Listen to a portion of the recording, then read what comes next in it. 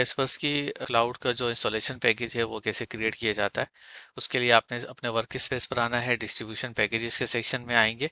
कैसवर्स की जो cloud console है इसमें सिर्फ दो तरह की जो ऑपरेटिंग सिस्टम्स हैं वो सपोर्टेड हैं, विंडोज़ और मैक ओएस। ठीक है, लिनक्स की सपोर्ट इसमें नहीं होती, तो लिनक्स का ऑप्शन आपको यहाँ नहीं मिलेगा।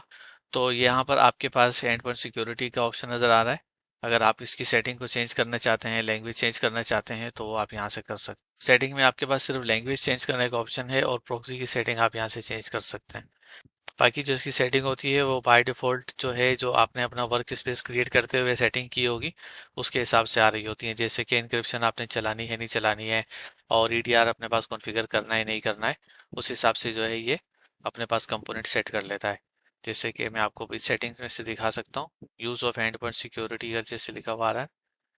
ठीक है, अब मैंने शुरू में यूज़ यस किया हुआ था तो ये सेलेक्टेड है ऑलरेडी। तो जब मैं पैकेज इंस्टॉल करूंगा तो उसमें जो है मुझे एंड पॉइंट ईडीआर का जो कंपोनेंट होगा वो मुझे इंस्टॉल मिल। इसी तरह से इंक्रिप्शन भी ये बिट लॉगर सपोर्ट कर रहा होता है, तो बिट लॉगर का जो है हमें मॉड्यूल साथ में इंस्टॉल मिल रहा होगा। अब हम आते हैं वापस डिस्ट्रीब्यूशन पैकेज में।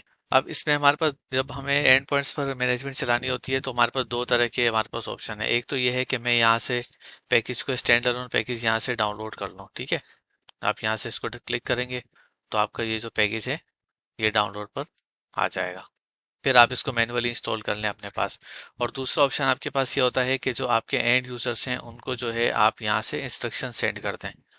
जैसे ये यूजर्स पर आएंगे, ये नूर सलाम का यूजर आया। अब मैं इसको जो है सेंड इंस्ट्रक्शन कर देता हूँ।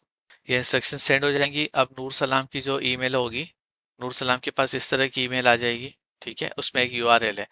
अब जो है यूजर जो है वो जब इस यूआरएल को अपने मोबाइल पर अगर ओपन करता है तो उसके पास मोबाइल का जो पैकेज होता है इंस्टॉलेशन पैकेज वो डाउनलोड होना शुरू हो जाएगा। और अगर वो मैक ओएस पर इस लिंक को खोलता है तो उसके पास मैक ओएस का एजेंट डाउनलोड होना शुरू हो जाता है। और अगर वो अपने पास इसको विंडोज पर ओपन करेगा तो विंडोज का पैकेज ऑटोमेटिक ये डाउनलोड करना शुरू कर देता है। इस लिंक में ये सेटिंग बाय डिफॉल्ट डली हुई है। तो अब जो है हमारे पास इंस्टॉलेशन पैकेज हमारा डाउनलोड हो चुका है, तो मैं अभी उसकी इंस्टॉलेशन करके आपको दिखा दे रहा हूँ। अब आप यहाँ देख रहे होंगे installing network security, security centre network agent भी इसमें लिखा हुआ आ रहा है, मगर इसकी कोई सेटिंग या इसकी अलग से कोई मॉड्यूल जो है वो हमारे पास हमारे कंसोल पर नज़र नहीं आ रहा होता। ये इसमें बाय डिफॉल्ट इन्होंने इंटीग्रेटेड किया हुआ है। एंड पॉइंट एजेंट जो है हमारा इंस्टॉलेशन कंप्लीट हो गई थी। एंड पॉइंट एजेंट की जब इंस्टॉलेशन कंप्लीट हो जाएगी तो आपके पास इस तरह से टास्क बार पर एक आइकन भी आ जाता है इसका।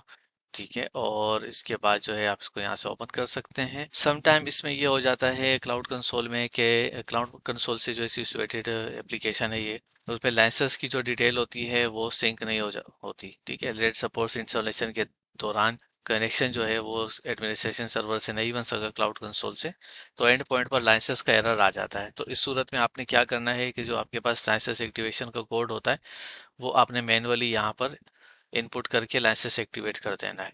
जब आप मशीन रीबूट करेंगे तो आपका जो एंड पॉइंट है वो हमारे सर्वर पर क्लाउड कंसोल पर रिफ्लेक्ट हो जाएगा, जैसे कि ये मेरे पास डिवाइसेस सेक्शन में आ गया है।